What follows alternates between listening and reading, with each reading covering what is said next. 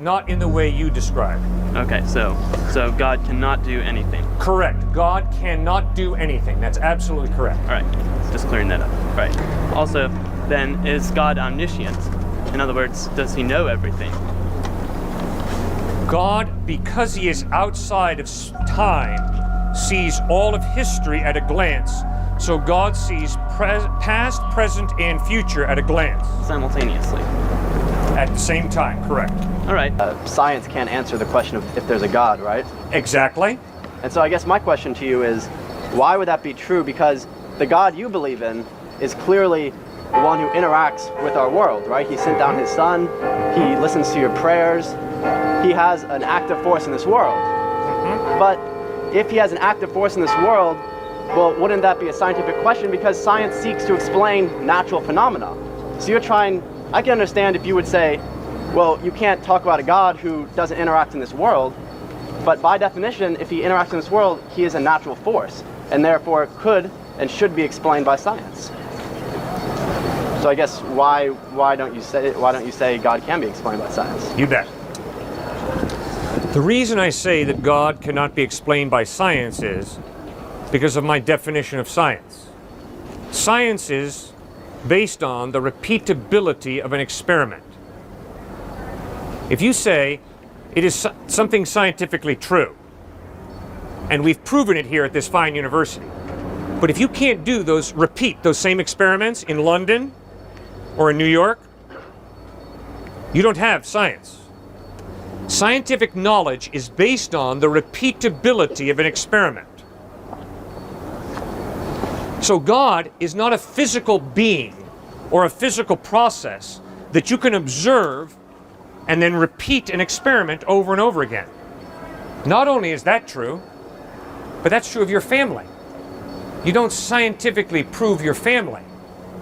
You develop trust relationships with your family, but you don't scientifically prove people. You learn to trust them. So science is a study of process, how the organism works, and it's based on the repeatability of an experiment. But a human being is not a scientific project. In order to develop a relationship with a person, you learn to trust them and build a friendship. And then when it comes to God, God is not a scientific equation. God is a personal being who creates, but who's not a physical process that you can dissect, observe, and then repeat the experiment over and over again. But clearly, doesn't the Bible say God's everywhere and God's force is, all around us? So if clearly, basically you're suggesting that there's a force out there which is actively manipulating our world, well, clearly that force must be somehow detectable. That's a pretty significant force. And also, you're proposing very scientific hypotheses, where the universe came from, where life came from, the origin of the earth. Like, those are all very scientific questions. You can't just say, if religion has one answer and science has another, well, which one's right? It has to be put to the scrutiny of science, does it not? Absolutely not. All right, I'm going to work hard here and try and communicate clearly. Science is a very narrow branch of knowledge. Science is based on studying the physical process and repeating experiments over and over again to find out if there is a law of nature, a scientific law that can be understood. Historical knowledge is totally different, radically different. You do not get Abraham Lincoln back on this campus every September and have him assassinated by John Wilkes Booth in order to prove that Lincoln was truly assassinated by John Wilkes Booth. Instead, historical knowledge is based on not the repeatability of an event or the repeatability of an experiment. Historical knowledge is based on the trustworthiness of eyewitness testimony. Somebody saw Lincoln assassinated. They recorded it. And you study it, not in your science lab, you go over to your history department to study history. Because it's a different form of knowledge. Right. I would agree that science can't answer philosophical questions. I'm not trying to say it would, and I can't answer historical questions. I'm not saying it would. So if you were saying that Jesus was a philosopher, if he was a man who was trying to give a way of life, then yes, science can't go one or another. That's a different branch of knowledge. But to say Jesus rose from the dead it happened in our physical universe, thus it must have a physical explanation. And thus it is the topic of science, and to prove something that physically happened. If I say I flew through the air, well, there must be a physical reason why that happened, and then that can be a subject of science. Okay. The Gospels record that Jesus physically rose from the dead. Right. And people ate food with him. They grabbed hold of him and saw that he had flesh and bone. But they did not give us a scientific description of how physically he rose from the dead. So we do not have a scientific description of how the dead body came alive again. Right. Now, the question of origin, meaning by that, is there an intelligent mind behind this universe, or is there not an intelligent mind? I am convinced is not a scientific question. It is a philosophical, theological question. So you have to use reason, not a scientific process, to conclude whether God exists or not. And the philosophical, rational way I go about it is by asking myself, is it more reasonable to believe that behind order and design there's an intelligent mind, or is it more reasonable to believe that order and design comes about by chance?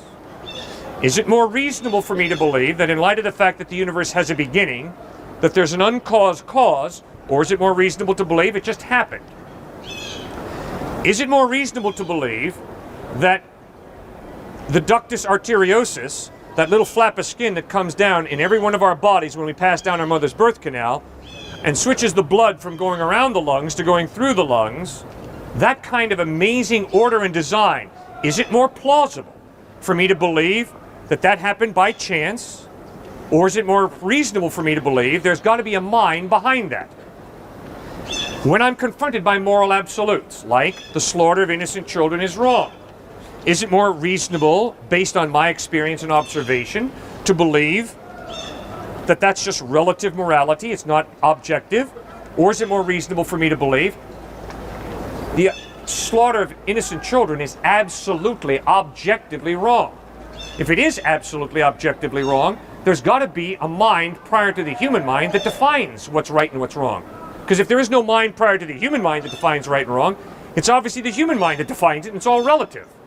I mean, I would agree that I would think I'm relatively consistent, and I would say it's all relative, in that I personally see, obviously, the slaughter of children as horribly wrong, but that is through my mind. Lions permit infanticide, and that's how it's actually evolutionarily beneficial for them to commit infanticide, and they obviously don't see it as wrong. But we, as humans, we evolved compassion, and when I see innocent people being harmed, that physically makes me feel sick, and so thus I'm going to try and do what I feel is right in my mind, and I don't think that necessarily has to come from a God. I'm just behaving how my mind was set up to behave. What is compassion? What is compassion? Mm-hmm. You said it. So what did you mean when you said compassion? You said we evolved compassion. Right. What is compassion? What does that mean when you say we evolved compassion? Well, I guess I would say compassion is a feeling of sympathy towards other people, or, people outside of yourself. I would say it would be a feeling of, I guess you feel sorry for them, you connect with them, you feel empathy towards other people besides yourself. And that is a baffling question, because most people, evolution typically talks about survival of the individual, who's the strongest, who can pass on more offspring. Uh-huh. But for humans, we work better in groups. We're group animals, and thus to feel connection towards your brothers allows you to work together with them, allows you to not kill them, allows you to not steal from them, and thus create something better and stronger. And thus, lone animals have no problem harming others, and it's all about themselves, and that's their survival mechanism. But our survival mechanism is to work together, and that's why we do feel compassion. And so I don't see why it necessarily has to come from God. Okay. I am convinced that I don't have to be compassionate. I am convinced I can be totally self-absorbed, totally narcissistic. I'm convinced that I could live a life of ripping as many people off to feather my nest in the suburbs. That's a real option. I am convinced that compassion is a free decision that we human beings are capable of making. Think of a lot of things that are extremely improbable that nonetheless do occur. If I were to shuffle a deck of cards, it's more than 1 in 1 trillion in a chance that I shuffle it and it ends up in the order that it ends up in. We might then say that there must be an intelligent actor that put those cards in that order. However, it's just a random shuffling of 52 cards that came up in a very improbable result. Now, obviously, there's no intelligent design behind that. Obviously, it's just a random occurrence. It's extremely unlikely, but the law of large numbers tells us that these sort of things do happen, and the fact that they happen isn't necessarily miraculous. And because it's not miraculous, we don't need to speculate about these things that don't make any kind of physical sense. I haven't detected a question, so you free to make any statement you want to make. So I'm just questioning your argument here that just because it's unlikely that we're here, there must be some kind of miracle that caused it to happen. Oh, all I'm saying is, in my observation of reality, life comes from life. It does not come from non-life. Therefore, it's more plausible for me to believe, in the beginning, a living being, God, than it is for me to believe, in the beginning, inanimate matter produces animate life. Secondly, from all of my observation, the rational comes from the rational. The rational does not come from the non-rational or the irrational. July 1883, Charles Darwin wrote a letter to a man named Mr. Graham. In this letter, Charles Darwin writes, "In light of the fact that my brain is simply a highly developed monkey's brain, why should I trust my brain to tell me the truth about reality? Would you trust the thoughts of a monkey?" I respect Darwin. He was struggling with epistemological nihilism. Why do you trust your mind to tell you the truth about reality? The reason that I trust my mind to tell me the truth about reality is because I'm convinced that behind my mind is a rational being, a creator God. So, life comes from life, not from non-life. Reason comes from reason, not from non-reason or the irrational. Consciousness comes from consciousness, not from unconsciousness. So that is why it's more plausible for me to believe God exists than it is for me to believe there's no God. Does that make any sense? I follow what you're saying. I think I have a number of problems along the way. The first of which is that you're saying now that God is a living being. Mm-hmm. Okay, does that mean that God can die? Because God is eternal, all-powerful, self-sustaining, no, God cannot die. All right, so then what does it mean to be alive? What does it mean to be alive? It means to be an animate being who is able to produce, to be creative. Okay, so death is not a necessity to be alive. You don't have to die. No. All right, so have you ever experienced something that was alive that never died? Have you ever experienced that? No. So then would you say that all living things must die because you've never experienced a living thing that has not died? No. All right. I've got to be open to the possibility that there is a being who is eternal. Okay, all right. Okay, we'll go with that for a moment. All right, so then now that you're saying that even though you haven't experienced a living being that has not died, we still have to be open to that possibility. Obviously, you think that there is a living being that has not died. All right, I've never experienced life coming from non-life, but I haven't experienced everything, and I must know that it is possible for life to come from non-life. And it's not out of reason to believe that life came from non-life, especially if you're a materialist or a physicalist, and you believe that most things can be explained, or all things can be explained by natural phenomenon. It's no more of a jump in logic to say that life came from non-life than it is to say that there's a living being that cannot die. They're the same type of logic, do you understand? A very good point, but no, I strongly disagree. My observation is life does not come from non-life. No, I understand. The reason does not come from irrational or the non-reason. Okay. Therefore, it is more plausible for me to believe that we come from a living being, that our rational minds are gifts from a rational being, than it is reasonable for me to believe that we come from non-life. So then by that same logic, I find it more plausible to believe that if there is a God, and he is living, that he will die, and therefore he's not eternal. That's not true. How do you Because know that when we talk about God, we're talking about a being of a radically different order than Homo sapien or an animal. Radically different when we begin to think about the vastness of the universe. It's like looking at a beaver dam. Obviously, when you look at a beaver dam, you know that it wasn't stream bringing sticks down that made the beaver dam. But then when you go to the Golden Gate Bridge, you know, the beavers didn't make the Golden Gate Bridge. Why? Because the level of complex design is such that it requires more than a beaver's brain to put it together. It takes a human mind. Then when you go from the Golden Gate Bridge to the universe, you are taking such a quantum leap. It's incredible. And it demands a mind that is far superior to the human mind. I don't think that that's true. Look, you're applying double standards here. The difference between your side and my side is that when I come to any kind of improbability, right, you tell me that my side is irrational and that it doesn't make sense. However, when we point out an irrationality in your side of the logic, you take this double standard and say that we're talking about something that can't be explained. We're talking about something that we can't understand. We're talking about something that is of higher order, higher rationality, however you want to word it.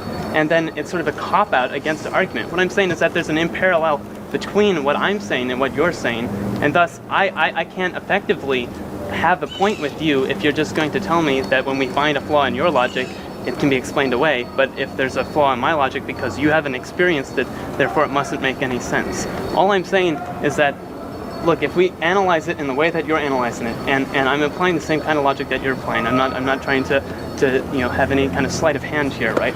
You're just saying that you've never experienced life coming from non-life. I'm saying that I've never experienced a living being that's not died, right? And if God isn't eternal, then it's obviously not the God that's been written about in the Christian Bible, for instance. Okay, so we might as well just evenly doubt the fact that life could come from non-life, just as much as we doubt that the Bible talks about the real God, if there is a God in the first place. You can conclude that all you want. I'm saying that my experience is... I'm saying the same thing. You understand that I'm applying the same logic that you are? No. In my experience, I've never seen a living being that's... Yeah, I understand that point, but that's not the entirety of my point about God. A big part of my point about God is there has to be a mind that is so superior, not just to the beaver's mind, but to the human mind in creating a universe, that I've got to be open to a being who is so much bigger than I am. It's incredible. And that also this being could be eternal. The reason I believe in God is because it's more reasonable for me to believe that life comes from life than life comes from non-life.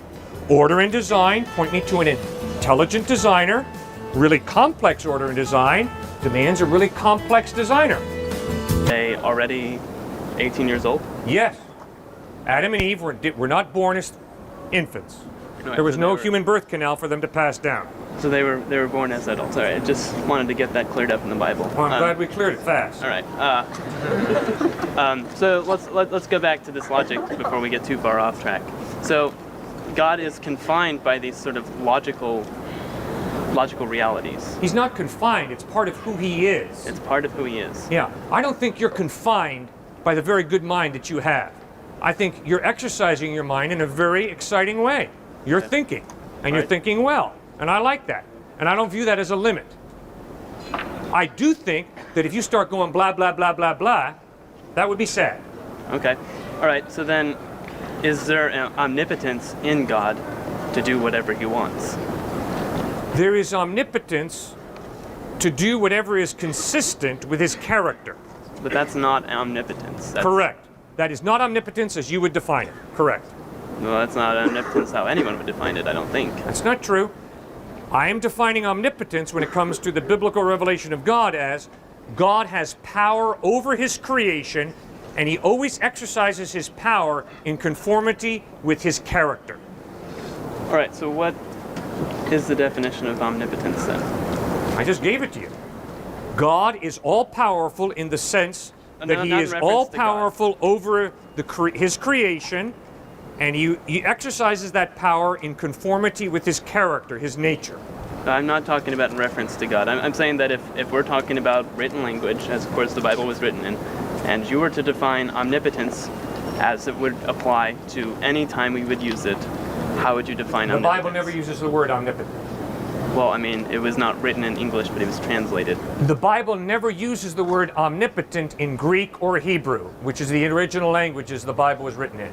All right, well, do you believe that God is omnipotent? In the way I described, yes. Not in the way you described.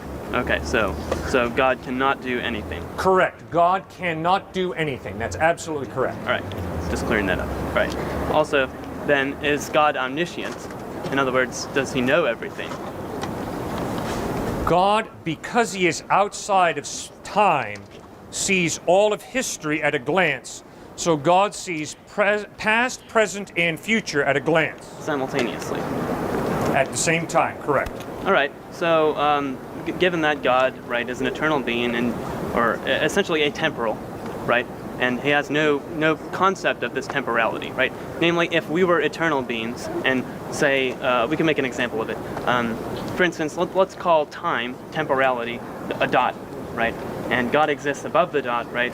God is eternal. Mm-hmm. He's a line segment that goes on forever. Mm-hmm. Okay, so given that we're temporal, like you're saying, and he's atemporal, what kind of concept does he have of time? And if he makes an action, can it be temporal? In other words, if I do something wrong today, how does God know that I did it wrong today and not tomorrow, given the fact that he has no concept of temporality because he's eternal? Well, I can promise you, God is more than intelligent enough to understand time. He began it in Genesis chapter 1, verse 1. In the beginning, God created the heavens and the earth. So God's creating time. Not only that, God stepped into time by becoming a human being in Jesus of Nazareth. Sure. So God is more than capable of understanding time, and not only understanding time, but stepping into time. And that's the mystery of the incarnation, of Jesus as God becoming a human being. All right, so I mean, this is talked about especially by a lot of abstract physicists as ET simultaneity, and basically talking about how in the concept of eternality, right, anything that happened temporarily would be simultaneous with another event that happened temporally because they've already happened. Right? In other words, since everything has already happened, this discussion has already happened, it is essentially simultaneous with every other discussion that's ever happened. I disagree. If there is no time, right? There's no temporal line for God, right? Everything has already happened. That's what everything has not already happened. What does that mean? You just explained it earlier as God knows what happened in the past, what happened now, and what happens in the future, right? Everything has already happened to God. No, everything has not already happened. It's his perspective is outside of the dimension of time. So God sees everything at a glance because of his perspective, not because everything's already happened. All right, so his perspective. So now let's go back to my line analogy. And let's say that our dot now is moving forward at the rate of time, okay? And God sort of has this knowledge of time. We can say that he is a pen and drawing a line behind him such that he knows everything that's happened in the past, and he knows everything that has happened up to this current point. In other words, he doesn't know the future. Or he could know the future, but he hasn't experienced the future. I'm trying to understand exactly what you're saying. All right, well, I don't understand exactly what I'm saying. Why? Because I'm locked into time. I think in terms of 5 minutes ago, now, and 5 minutes from now.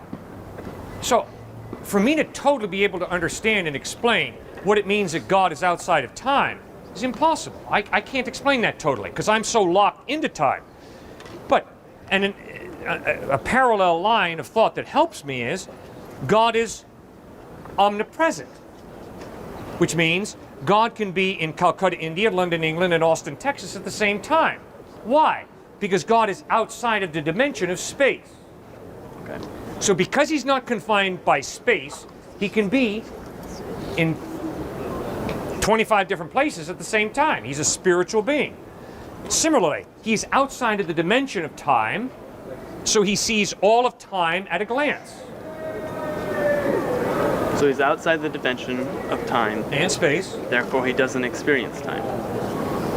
No, we went over that. He can experience time if he chooses to step into time. That's the incarnation. Jesus is God stepping into time. Okay, so he can step into time, but he can also be outside of time. Yes. And he's regularly outside of time. Yeah, he's the eternal God. So given the fact that Jesus isn't walking around right now, God's not currently experiencing time. Well, not currently is the wrong word given he's atemporal, but in our perception, the word temporal and at this moment, he's not experiencing time. Right. Okay. So, again, let's go back to what I said earlier, which is that given that God is not experiencing time right now, and right now, of course, is a relative term since he's not experiencing time at all, right? There is no right now. So, if everything has already happened, there's no temporal existence, God's not existing within time, there is no before and after, there is no cause and effect, there's no stream of events. Everything has already happened, he knows everything that's going to happen, and he knows everything that has happened. Therefore, there's no differentiation between what's happening now and what's going to happen 5 minutes from now. Do you understand that? Everything has not already happened. It has for God because he's not a temporal being, right? There's nothing in front of God temporally, right? Therefore, That's right, fine, but you're talking about his perspective. right. His perspective is outside of time, so he sees everything. No, but we've agreed that he's not part of time right now, right? We're not just talking about his perspective right now, we're also talking about his experience, right? Right to God, there's nothing in front of him because there's no temporality, there's nothing behind him, there is simply right at the moment, but there is no moment because he's atemporal, right? Everything has already happened and it's been consumed into one single point. There's no forward, there's no about to happen, there's no has happened, there's no happening. It's simply all there, right? There's no differentiation between time. Do you understand what I'm saying? No. Okay, all right. I disagree with you. So you disagree with me, so Yeah. you understand what I'm saying. Well, I think I understand what you're saying. I understand part of what you're saying, and the part that I understand I disagree with, but I think there's other parts of what you're saying that I don't understand. Okay, does it make sense to you that if you're atemporal or eternal, there's nothing in front of you and there's nothing behind you, right? There's nothing happening right now. It's simply all there. There's no temporality. There's no differentiation between what's about to happen and what just did happen, because there is no just did happen and there is no about to happen. Yeah, but God created history. He created time. When? When? Yeah. I don't know. The Bible doesn't give us the age of Right. the universe. I think he created the universe probably about 15 billion years ago. That's the point, though, right? There was no point in time when God created the world because he's atemporal. No, that's not true. See, there's an example of where we strongly disagree. God, who is outside of time, can create a universe that has a beginning. Okay. That's obviously what Genesis is insisting. The eternal God, who has no birthday, no beginning, chose to create. And that's when time begins for the universe. In the beginning, God created. Can it be my turn to ask a question? Sure. Who or what are you living for, and why? What's the evidence that whatever it is you're living for is true? When you say living for, you mean What motivates you through life? What is your ultimate in life? what is my? Who do you ultimately trust? I don't know that I would say that there is a who that I ultimately what? trust. What do I Who or ultimately what? trust? I mean, obviously you're a motivated person. Otherwise you wouldn't be speaking the way you do, dressed the way you do, and all. So obviously you're motivated. Obviously you have priorities. No, So, what is your worldview, you know? What are you living for? I think that the best way to explain it is naturalism. I exist because I enjoy my life, and I continue my life because I enjoy what I'm doing. But it doesn't necessitate any sort of higher order or like who I'm living for. I don't think that there needs to be an answer to that question.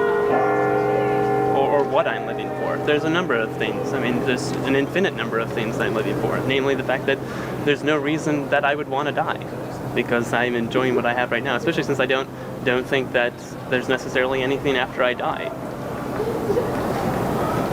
So, Why do you think Albert Camus said the only question modern man must answer is why not commit suicide? Albert Camus definitely does not agree with any of the views that you espouse. No, but I respect him highly. He was an atheist, a naturalist, Yes. and I think he was really getting at something in terms of, in light of the fact that you're going to die and be gone and become fertilizer or whatever, nothing that you do in life is meaningful. It's all meaningless. Well, at the expense of the fact that I assume that I will be mocked in a moment,